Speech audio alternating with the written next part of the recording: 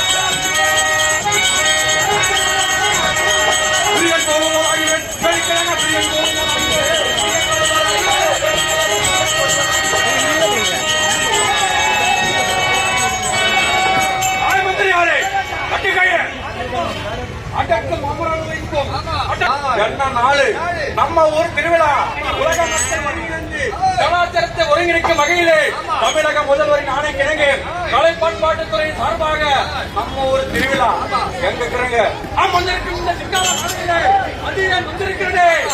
யார் எங்கள் வட்டவன்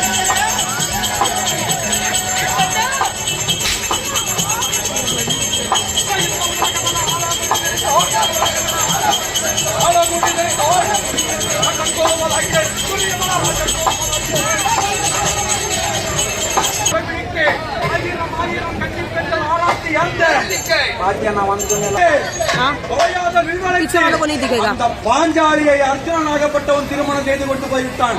எனக்கு பின்னாடி பிறந்த பையன், எனக்கு எதிரியார் பஞ்ச பாண்டவராய் ஒரு ராஜாக்கள். அவன் கல்யாணம் பண்ணி போயிட்டான். அம்மா விடுனா அதனால இப்பவே எனக்கு கல்யாணம் பண்ணணும். என் தந்தையாகிய பெருமானை அழைத்து கொண்டு வா, சீக்கிரம் கல்யாணம் பண்ண மாட்டேன்.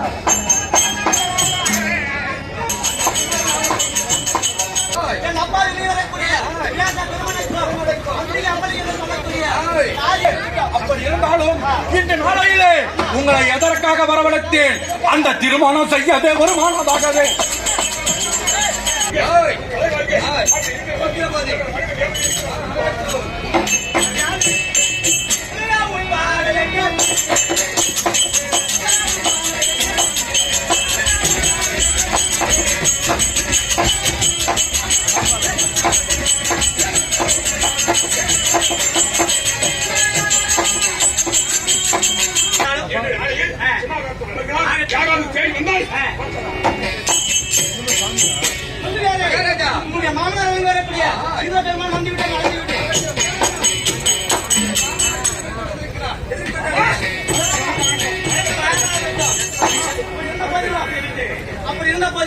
இந்த தினத்தில் நான் எதற்காக வந்திருக்கிறேன்?